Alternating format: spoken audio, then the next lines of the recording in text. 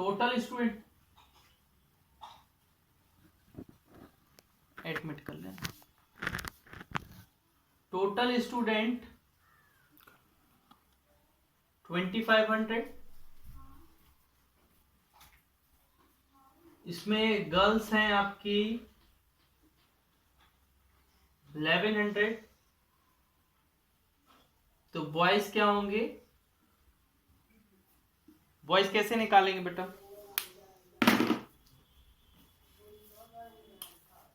Total minus girls. अच्छा देखिए 2500 क्या है, टोटल है, गर्ल्स कितनी है 1100, टोटल में से अगर गर्ल्स को माइनस कर देंगे तो बॉयज आ जाएगा 1400,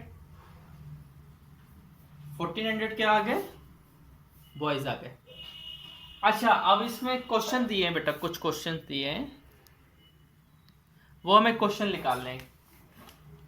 फर्स्ट क्वेश्चन है इसका, number of boys to number of girls, first ratio निकालना है किसका, बॉयज टू गर्ल्स,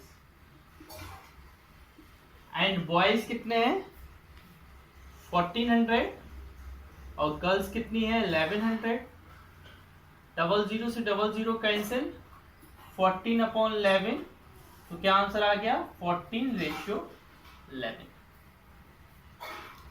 इसी का सेकंड वाला रेशियो, किनके बीच का रेशियो निकालना है, गर्ल्स टोटल स्टूडेंट,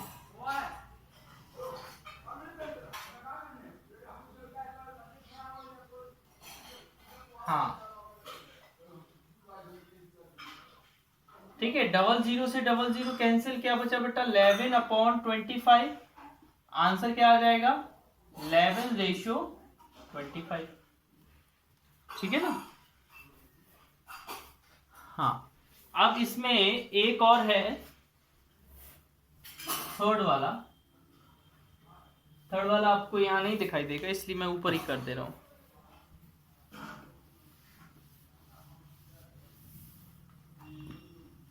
थर्ड वाले में क्या है, अनंत आपको आ रही है आवाज,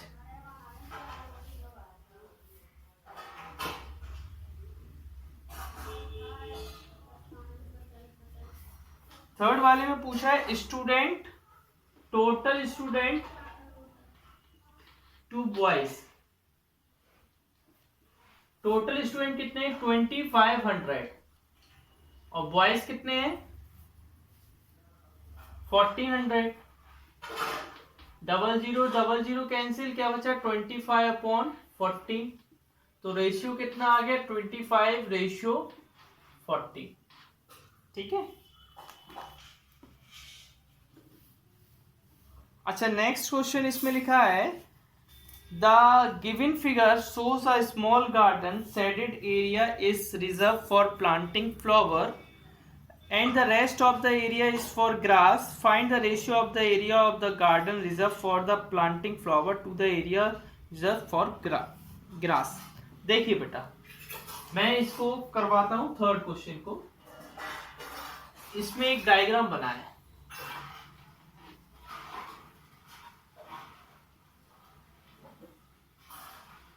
इसमें फ्लावर लगाया जाता है और इसमें ग्रास, इसकी टोटल 12 है और ये 5 है, इतना 4 है और इतना 3 है, ठीक है।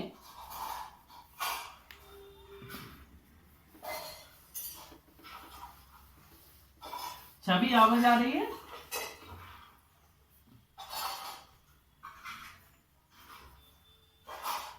हाँ देखो बेटा इसको मैं सॉल्व करता हूं,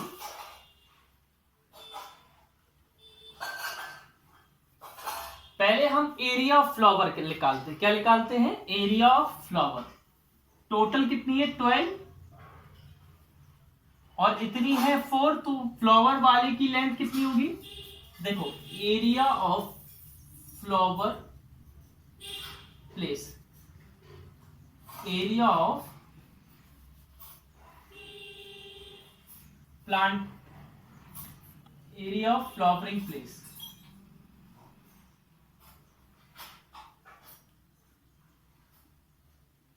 फ्लावरिंग प्लेस, अच्छा है तो ये बेटा रेक्टेंगल, और रेक्टेंगल का फॉर्मूला क्या होता है, लेंथ इंटू ब्रीथ। अच्छा लेंथ बेटा टोटल 12 है, 12 में से 4 माइनस कर देंगे, हमें सिर्फ फ्लावर वाले की चाहिए। 12 माइनस 4 इंटू ब्रीथ क्या है, फ्लावर की 3 है, तो 12 माइनस 4 8 हो जाएगा, 8 इंटू 3 24 हो जाएगा, 24 मीटर स्क्वायर। ठीक है, 24 मीटर स्क्वायर। अब आपको निकालना है area of grass field. Area of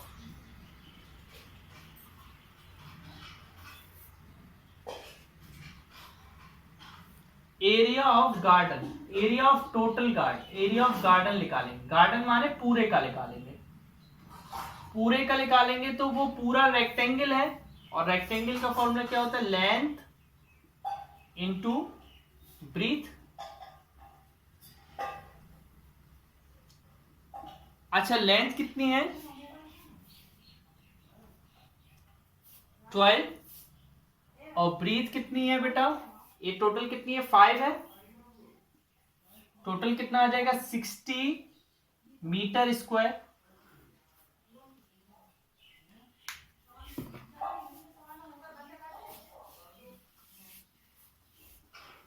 अब देखिए बेटा, हमें निकालना है area of grass, grassing, area of grass field, area of grass field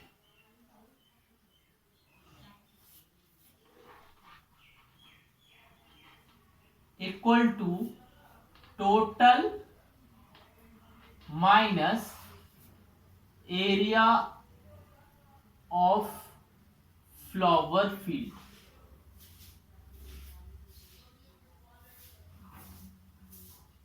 total कितना है बेटा, टोटल आया 60 और फ्लावर का आया था 24, माइनस कर देंगे तो कितना आ जाएगा 36, तो ग्रास का कितना आ गया 36 मीटर स्क्वायर। अब हमें क्या निकालना है, इसमें निकालना है रेशियो, निकालना है area of garden reserve for planting flower to the area reserve for grass. देखिए बेटा,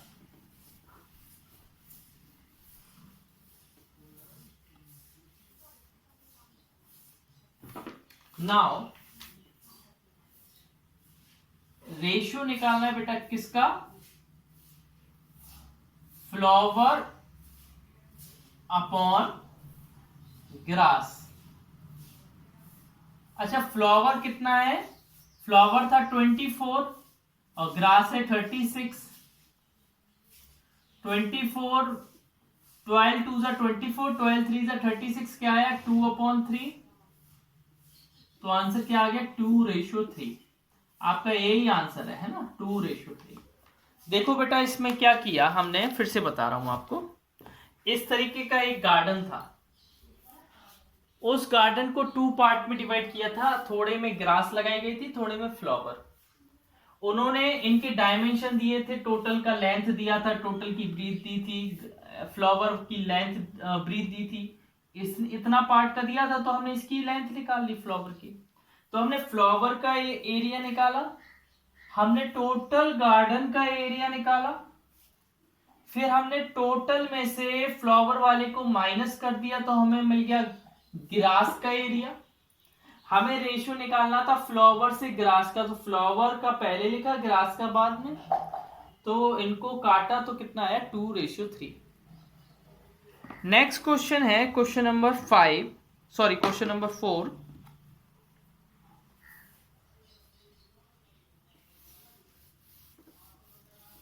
क्वेश्चन नंबर 4 में लिखा है If the ratio of length to the breadth is this and its perimeter is इतना, find the length of the rectangle. Rectangle की length क्या आएगी, है ना, रेक्टेंगल की लेंथ क्या आएगी ये हमें बताना है। देखिए बेटा बहुत ही सिंपल क्वेश्चन है। आप जब भी ऐसे क्वेश्चन हो कि कोई चीज रेशियो में दिया हो और कुछ फिर उससे फाइंड आउट करना हो, तो आपको एक कांस्टेंट टर्म मानना पड़ेगा। क्या मानना पड़ेगा? Constant term. वो कांस्टेंट टर्म इसलिए मानना पड़ता है, जैसे मान लो 4/8 लिखा है, इसी चीज को हम 2/4 भी तो लिख सकते हैं, इसी चीज को हम 1/2 भी तो लिख सकते हैं कि नहीं? तो अगर ये मान लो रेशियो 1/2 दिया है, तो हमारी लेंथ 1 तो है नहीं, हमारी लेंथ तो 4 है, हमारी ब्रीथ 2 तो है नहीं, हमारी ब्रीथ तो 8 है। मतलब इन दोनों नंबरों में किसी फिक्स नंबर का क्या होता है, मल्टीप्लाई होता है। उस फिक्स नंबर को हम बोलते हैं कांस्टेंट टर्म, और वो कांस्टेंट टर्म हमें मानना पड़ता है। जैसे हम बता रहे हैं, इस क्वेश्चन को देखना, क्वेश्चन नंबर 4th देखना। Let the constant term be x. Constant term को हमने क्या माना, एक्स माना। अकॉर्डिंग टू क्वेश्चन, नहीं सॉरी, लेंथ कितनी हो जाएगी, 5x, ब्रीथ 3x,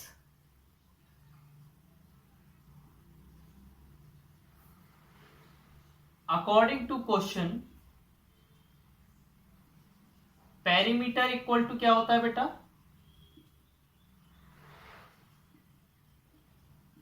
हर्ट्स। आपको दिखाई दे रहा है ना पोर्ट?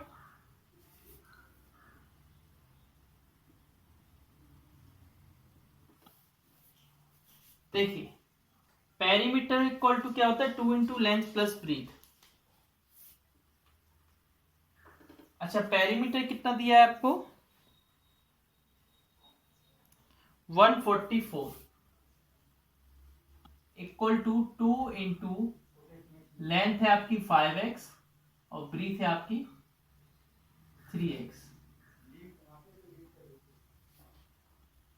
5 प्लस 3 हो जाएगा 8x और 144 इक्वल टू 8 2 जा कितना हो जाएगा बेटा, 16x और ये 144 अपॉन 16। ये मल्टीप्लाई में 16 तो डिवाइड में आ जाएगा, 16 बन जा 16, 9 जा 144। तो x की वैल्यू कितनी आई, 9। अभी आंसर नहीं आया बेटा, this is not your answer. अभी आपको लेंथ निकालनी है। लेंथ कितनी थी आपकी, 5x, तो 5 इंटू 9 तो कितना हो जाएगा 45, ठीक है ना, 45 मीटर। अच्छा ब्रीथ कितनी है आपकी, बोर्ड पर ध्यान से देखो तो समझ में आ जाएगा आप लोगों को, है ना। 3 इंटू 9 27 मीटर, 27 मीटर।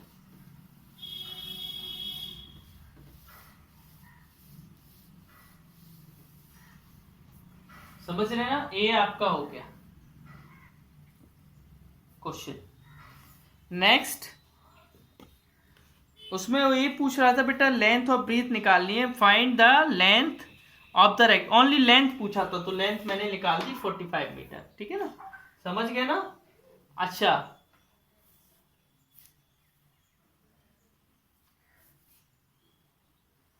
हाँ नेक्स्ट क्वेश्चन है आपका 5th वाला, डिवाइड 7400 अमंग 3 पीपल। इसको भी बिल्कुल ऊपर वाले जैसे करना है बेटा। आपको क्या करना है, पहले late the constant term x मानना है, फिर लिखना है 3x plus 5x plus 12x equal to 7400 और फिर इसको सॉल्व करेंगे तो आपका आंसर आ जाएगा। ध्यान से आप कोशिश करना है इसको करने की। फिफ्थ वाला सेल्फ है आपका,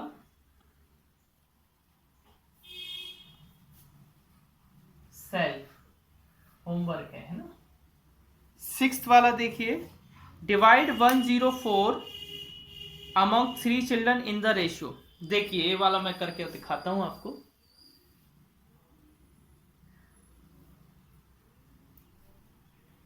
देखना ध्यान से, सिक्स्थ वाला, let constant term be x. Constant term को क्या मानना है, एक्स, ठीक है। तो फर्स्ट चिल्ड्रन को कितना मिला, फर्स्ट को मिला 1/2x, सेकेंड को मिला 1/3x, और थर्ड को मिला 1/4x। ठीक है। अब देखिए आगे,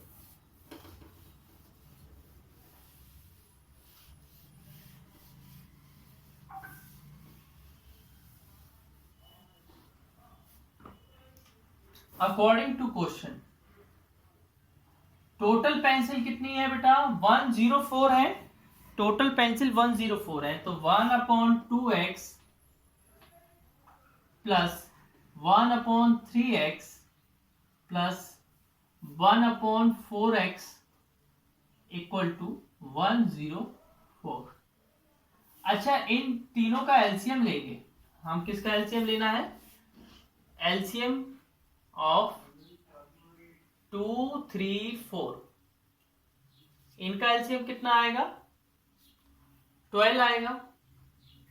आप एलसीएम लेकर देख लेना, एलसीएम इनका 12 आएगा।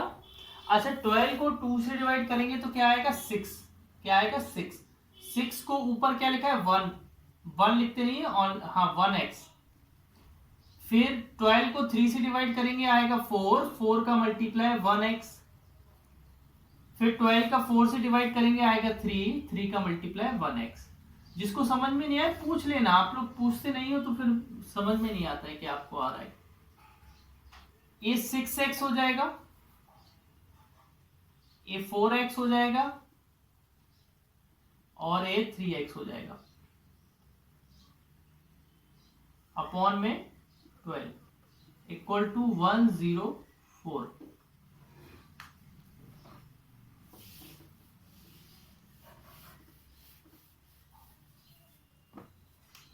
देखिए 6 + 4 10, 10 + 3 कितना होगा, 13x अपॉन 1/12 इक्वल टू 104।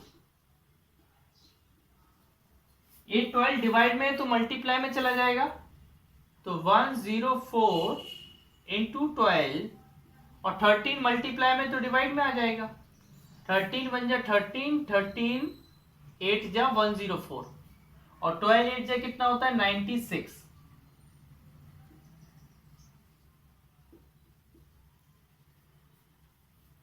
अभी लेकिन आंसर नहीं आया, उसने ये पूछा है डिवाइड 104, ठीक है ना। तो फर्स्ट चिल्ड्रन को कितना मिला, फर्स्ट को मिला था 1/2x, और x की वैल्यू कितनी है बेटा, 96।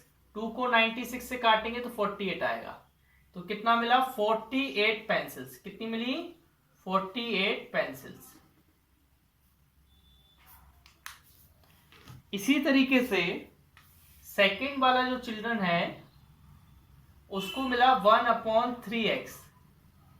1/3x मतलब 1/3 इंटू 96, तो आया 32।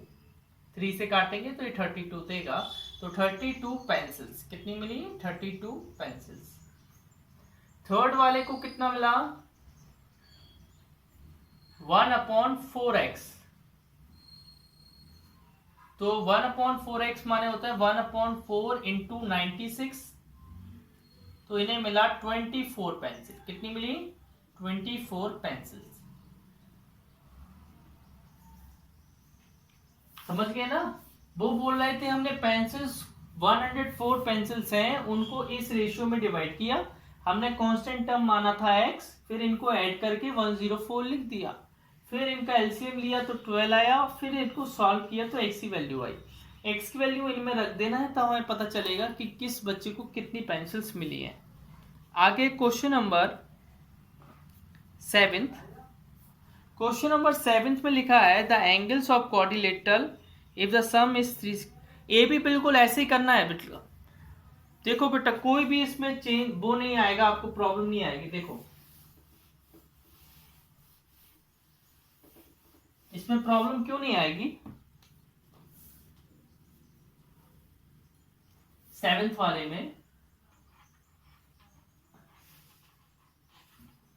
क्योंकि इसमें कुछ भी अलग नहीं करना है। इसमें आपको सिंपल से क्या करना है, 1x plus 2x plus 3x plus 4x equal to 360 लिख देना है, फिर उसको सॉल्व करना है। x की वैल्यू आएगी, फिर अलग अलग रख के एंगल्स निकाल देना है। ठीक है। 8th का फर्स्ट वाले में क्या है, a/b 5/7,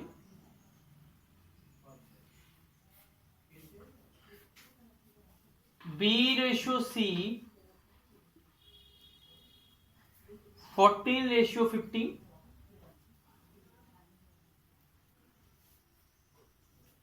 फाइंड a/c।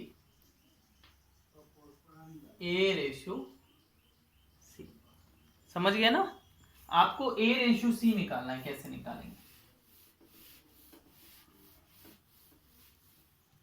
बहुत ही सिंपल, बहुत ज्यादा सिंपल है, कहीं पर भी दिक्कत नहीं जाएगी इसमें।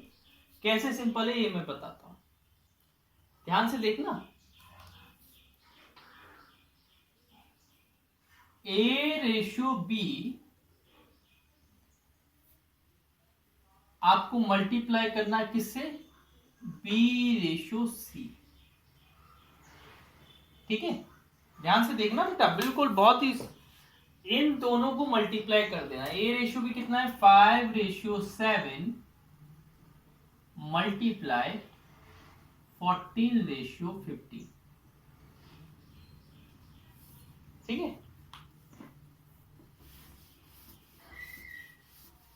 अच्छा, ये मल्टीप्लाई किया तो ए रेशियो को डिवाइड में लिख सकते हैं, a/b multiply b/c equal to 5/7 multiply 14/15।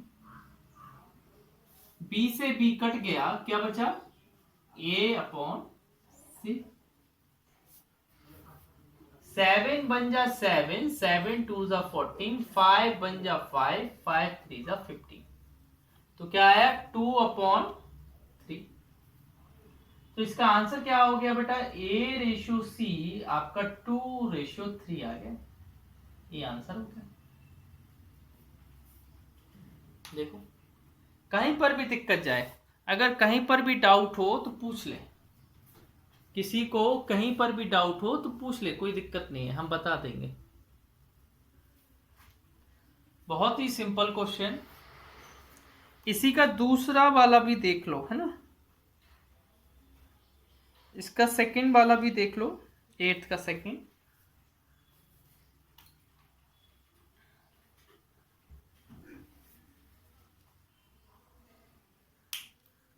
इसको इरेज करते हैं हम।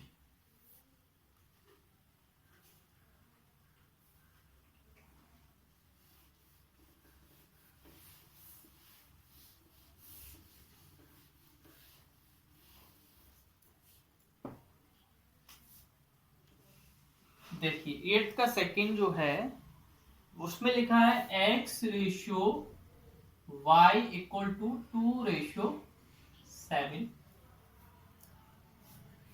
y/z इक्वल टू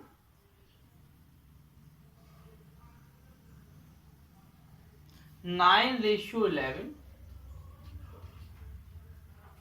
फिर आपका लिखा है, आपको निकालना है फाइंड x/y/z। ये भी बहुत ही सिंपल क्वेश्चन है, इसमें भी बहुत ही सिंपल। बस आपको क्या करना पड़ता है, ऐसी जब भी ऐसे निकालो x ratio y ratio z 3 निकालना हो, तो जो बीच वाला होता है y, जो दोनों में कॉमन है उनको सेम बनाना है, जो दोनों में y है ना उनको सेम बनाना है। जैसे x upon y equal to 2, फिर इसको क्या लिखेंगे, y upon z equal to 9 upon 11।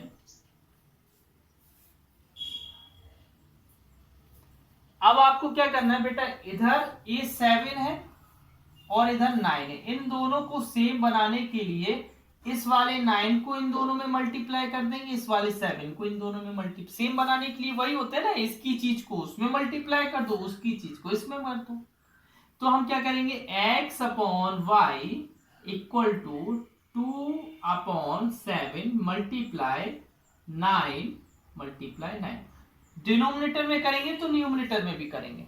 इसी तरीके से y upon z equal to 9 upon 11 multiply, इधर क्या था बेटा 7 था और इधर क्या है 9, इस 9 का हमने इधर किया, देखो इस 9 का मल्टीप्लाई इनमें किया और मल्टीप्लाई 7 और इस 7 का मल्टीप्लाई देखो मैंने इधर किया, समझ गए ना, ऐसा। अच्छा, x अपॉन वाई कितना आ जाएगा, 18 अपॉन 63 और y अपॉन जेड कितना आ जाएगा, 63 अपॉन 77।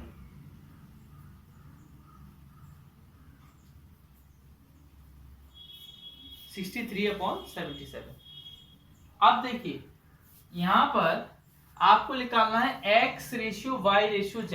अब x की जो वैल्यू है तो x रेशियो, देयरफॉर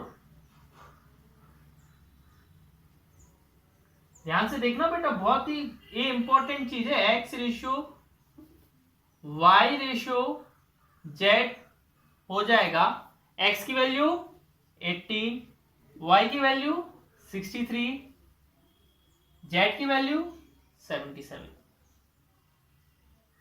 हो गया, कुछ भी आपको अलग से नहीं करना है। That is very simple to do this type of questions here, है ना, वेरी सिंपल।